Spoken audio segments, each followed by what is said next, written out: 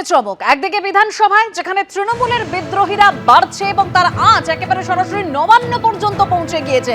একদিকে বিধানসভার ছবি দেখতে পাচ্ছেন, 58 জন তৃণমূল বিধায়ক তারা আজকে বৈঠক করেন, যেখানে ঋতব্রত বন্দ্যোপাধ্যায় বহিষ্কৃত বিধায়ক, তাকে বিরোধী দলনেতা হিসেবে সেই প্রস্তাব আজকে স্পিকারের কাছে তারা দিয়েছেন, চিঠি দিয়েছেন। তারা বিকেল 4টে পর্যন্ত স্পিকার অপেক্ষা করতে বলেছেন, অর্থাৎ বিকেল 4টের মধ্যে 4টের সময় বলা যেতে পারে বিধানসভার যে চিত্রটা সেটা পরিষ্কার হয়ে যাবে। আর তারই মধ্যে নবান্নর ছবি আপনারা দেখতে পাচ্ছেন। নবান্নে মুখ্যমন্ত্রী শুভেন্দু অধিকারীর প্রশাসনিক বৈঠক, যেখানে একের পর এক তৃণমূল বিধায়করা তারা হাজির হচ্ছেন।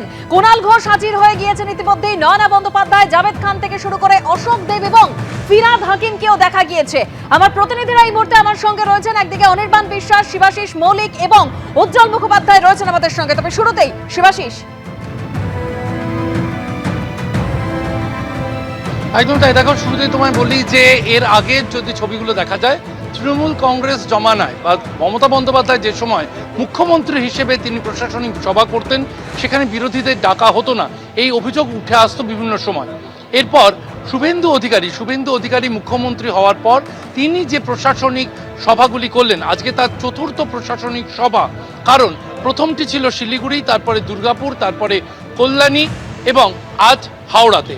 সেক্ষেত্রে কিন্তু নজর দেওয়ার মতো যে শিলিগুড়ির ক্ষেত্রে একজন মাত্র তৃণমূল বিধায়ক ছিলেন ওই এলাকাতে, সিতাইয়ের বিধায়ক, তাকে আমন্ত্রণ জানালেও তিনি আসেননি। দুর্গাপুরের ক্ষেত্রে 5টি জেলার সেখানে সভা হয়েছিল, বিরোধীদের আমন্ত্রণ জানানো হয়েছিল, একজন তৃণমূল বিধায়ক আসবেন বলেও তিনি আসেননি, এমনটাই কিন্তু সরাসরি জানিয়েছিলেন মুখ্যমন্ত্রী শুভেন্দু অধিকারী। এরপর কল্যাণীতে আমরা দেখলাম 3টি জেলার সেখানে যে প্রশাসনিক সভা হলো, তাতে সাংসদ কাকলি ঘোষ দস্তিদার তিনি এলেন, 6 জন তৃণমূলের বিধায়ক এলেন। সেক্ষেত্রে বলা হয়েছিল দলের মধ্যে যারা বিদ্রোহী, অর্থাৎ তৃণমূল কংগ্রেসে যারা বিদ্রোহী হয়ে উঠছেন, তারাই শাসক দলের সঙ্গে বন্ধুত্বে আগ্রহী হয়ে উঠছেন এবং তারা প্রশাসনিক বৈঠকে যাচ্ছেন। যদিও সাংসদদের ক্ষেত্রে বিশেষ বিশেষ সাংসদকেই প্রয়োজন অনুযায়ী ডাকা হবে, একথা আগেই জানিয়েছেন শুভেন্দু অধিকারী।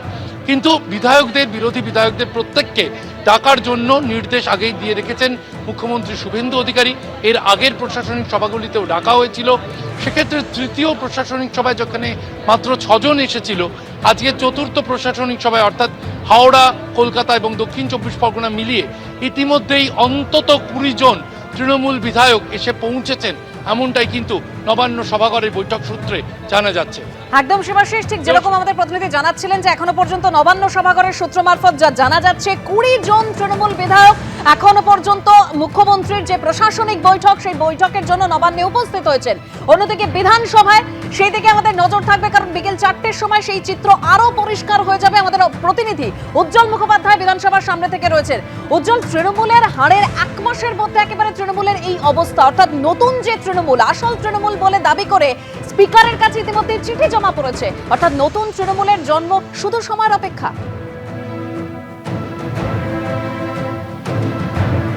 দেখো, আনুষ্ঠানিকভাবে অধ্যক্ষ তিনি যদি স্বীকৃতি দেন এবং আনুষ্ঠানিকভাবে অধ্যক্ষ বিরোধী দলনেতাকে চিঠি দিয়ে জানান, তাহলেই কিন্তু বলা যেতে পারে যে বিধানসভার কক্ষে আবার নতুন তৃণমূল কংগ্রেসের জন্ম হলো। এটা হচ্ছে সাংবিধানিকভাবে, একটা হচ্ছে রাজনৈতিকভাবে, আরেকটা হচ্ছে সাংগঠনিকভাবে। এই যে ভেতরে যেটা হলো এটা সাংবিধানিক, অর্থাৎ সংবিধানের নিয়ম অনুযায়ী 2/3 মেজরিটির বিধায়ক তারা যদি দাবি করেন যে তারাই আসল দল এবং তাদের পরিষদীয় দলনেতা হিসেবে তারা যাকে নির্বাচিত করবেন, যাকে মনোনীত করবেন, তাকে স্বীকৃতি দেওয়া। এই স্বীকৃতি পাওয়ার সঙ্গে সঙ্গেই কিন্তু সাংবিধানিকভাবে তারাই কিন্তু প্রধান বিরোধী দলের তকমা পাবেন।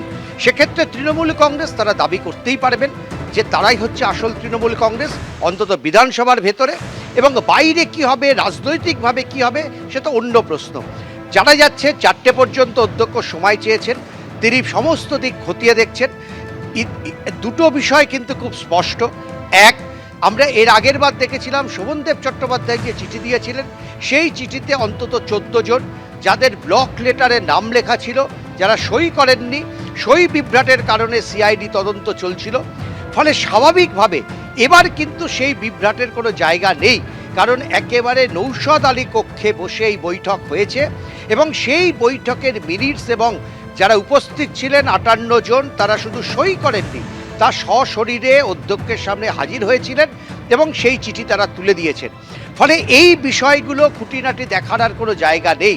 আইনগত দিক বিভিন্ন দেখে আজকে হয়তোবা অধ্যক্ষ তিনি ঘোষণা করবেন যে বিরোধী দল হিসাবে তিনি কাকে স্বীকৃতি দিচ্ছেন এবং বিরোধী দলনেতা হিসাবে তিনি কাকে স্বীকৃতি দিচ্ছেন, চিফ হুইপ হিসাবে তিনি কাকে স্বীকৃতি দিচ্ছেন।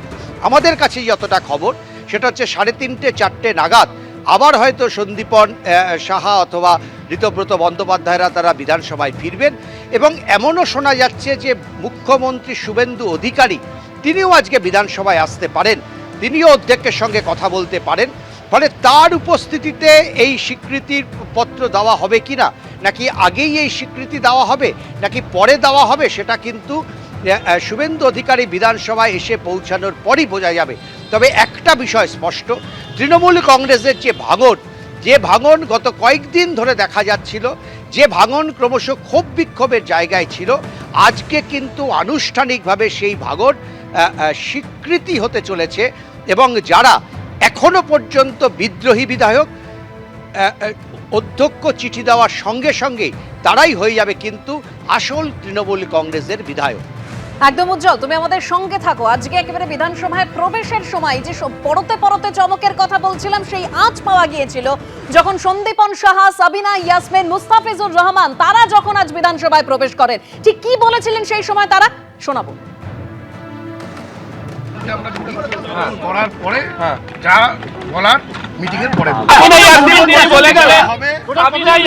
বলে গেলেন যে আমরা বিরোধী দলনেতা নতুন করে স্থির করতে চাই, সন্দীপন এবং ঋতব্রত যা সিদ্ধান্ত নিচ্ছে আমরা সহমত পোষণ করে এগোবো।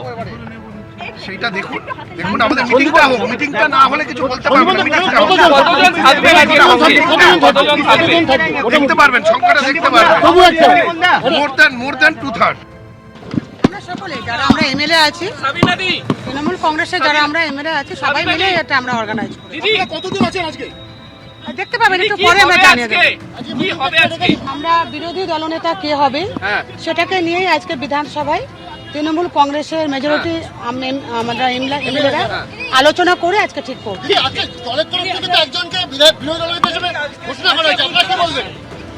এখনো পর্যন্ত তো আমাদের অফিসিয়ালি উনি পাননি। আমরা 80 জন এমএলএ একসঙ্গেই আছি। এখন ভিতরে গিয়ে কি পরিস্থিতি আছে আমাকে দেখতে দিন। দেখুন, বিধানসভায় যাচ্ছি আমরা পশ্চিমবাংলার জনগণের জন্য। সেখানে সই ডুপ্লিসিটি করা যদি কেউ করে থাকে, আমি জানি না, অন্তত আমি কোথাও করি না, করে থাকে, এটা অবশ্যই একটা ভুল কাজ। বিধানসভার কোনো বিধায়কের সই ডুপ্লিকেট করা হবে না। 58 জন বিধায়ক আজ বৈঠক করেন, যেখানে ঋতব্রত বন্দ্যোপাধ্যায় বহিষ্কৃত বিধায়ক, তার নাম বিরোধী দলনেতা হিসেবে প্রস্তাব করা হয় এবং সেটা স্পিকারের কাছে সেই চিঠি পর্যন্ত দেওয়া হয়েছে। বিকেল 4টে পর্যন্ত স্পিকার তিনি সময় চেয়েছেন। যেরকম সূত্রের খবর পাওয়া যাচ্ছে, আবারও 3:30-4টে নাগাদ সন্দীপন সাহা, ঋতব্রত বন্দ্যোপাধ্যায়রা তারা বিধানসভায় আসবেন। মুখ্যমন্ত্রী শুভেন্দু অধিকারীরও বিধানসভায় আসার কথা রয়েছেন। অর্থাৎ এই যে নতুন তৃণমূল, সেটা আনুষ্ঠানিকভাবে স্বীকৃতি পেতে চলেছে, এরকমই কিন্তু খবর পাওয়া যাচ্ছে। এরই মধ্যে যেরকম আমরা দেখতে পাচ্ছি যে নবান্নে যে বৈঠক, মুখ্যমন্ত্রীর যে প্রশাসনিক বৈঠক, যেখানে কুণাল ঘোষ, নয়না বন্দ্যোপাধ্যায়, জাভেদ খানকে আমরা দেখতে পেয়েছি একেবারে গতকাল তিনি ক্ষোভ উগরে দিয়েছেন। তিনি একের পর এক চাঞ্চল্যকর অভিযোগ করেছেন। তারা আজকের এই মুখ্যমন্ত্রীর প্রশাসনিক যে বৈঠক, সেই বৈঠকে যোগ দিয়েছেন। কি আপডেট রয়েছে, আমি আমাদের অপর প্রতিনিধি নবান্ন থেকে রয়েছেন অনির্বাণের কাছে চলে যাব। অনির্বাণ,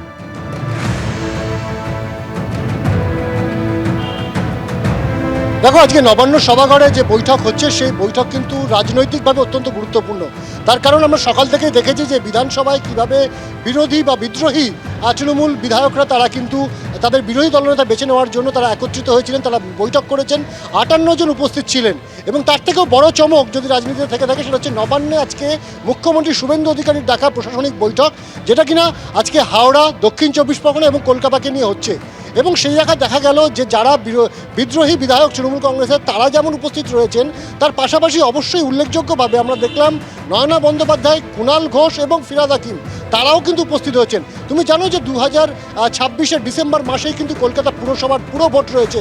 তার আগে এই যে মুখ্যমন্ত্রীর ডাকা প্রাক বর্ষা যে বৈঠক, মূলত বর্ষার সমস্যা এবং প্রত্যেক বছর বর্ষার সময় যে একাধিক মানুষজন মারা যায় রাস্তায় বিদ্যুৎস্পৃষ্ট হয়ে, ডেঙ্গুর মতন সমস্যা, মশাবাহিত রোগের মতো সমস্যা, এই সমস্ত বিষয়গুলো নিয়ে হাওড়া, দক্ষিণ চব্বিশ পরগনা এবং কলকাতাকে নিয়ে বৈঠক, এবং সেই বৈঠকে কলকাতার পোর্টের বিধায়ক তথা কলকাতা পুরসভার মহানাগরিক ফিরহাদ হাকিম তিনি নিজে সশরীরে উপস্থিত হলেন। ফলত জল্পনা কিন্তু রাজনৈতিকভাবে আরও বেড়ে যাচ্ছে যে যারা বিধানসভায় ছিলেন না তাদের অনেককেই দেখা যাচ্ছে মুখ্যমন্ত্রী বৈঠকে।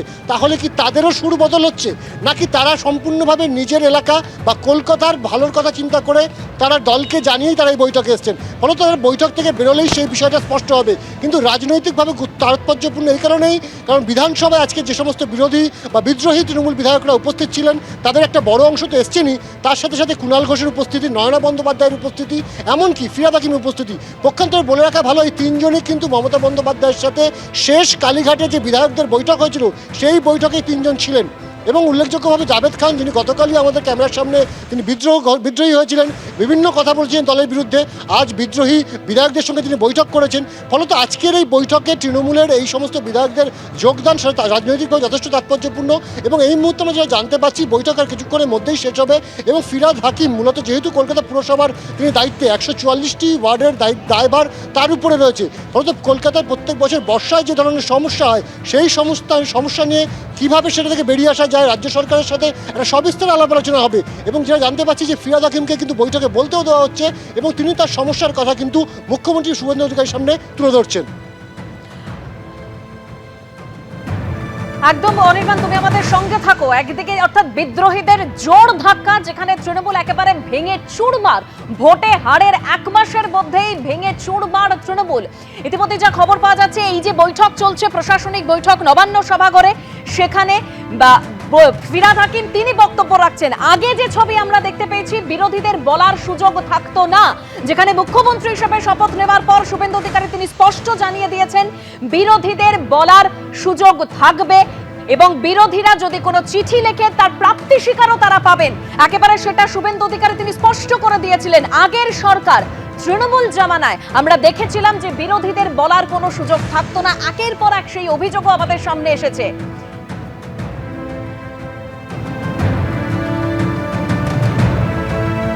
কল্যাণীতে যে প্রশাসনিক বৈঠক হয়েছিল, যেখানে কাকলি ঘোষ দস্তিদার সহ যেরকম অনেক বিধায়ক সেখানে গিয়েছিলেন, নবান্ন সভাঘরে মুখ্যমন্ত্রীর এই প্রশাসনিক বৈঠক, যেখানে জানা যাচ্ছে যে এখনো পর্যন্ত 20 জন তৃণমূল বিধায়ক তারা উপস্থিত হয়েছেন সেখানে।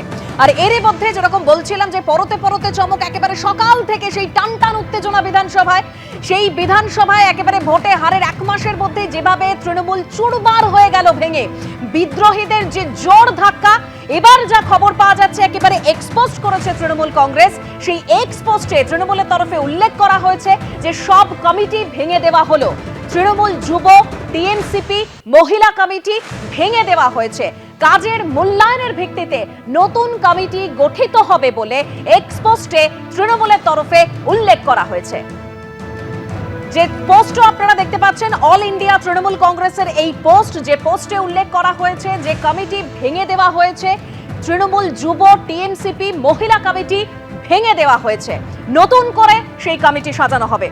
আমি চলে যাব আমাদের অপর প্রতিনিধি বিধানসভা থেকে রয়েছেন কৃষ্ণেন্দু অধিকারী। কৃষ্ণেন্দু, একদম বিকেল 4টে, সেই 4টের সময় একদম পরিষ্কার হয়ে যাবে বিধানসভার চিত্রটা। একেবারে 58 জন বিধায়ক তারা আজকে বৈঠক করলেন।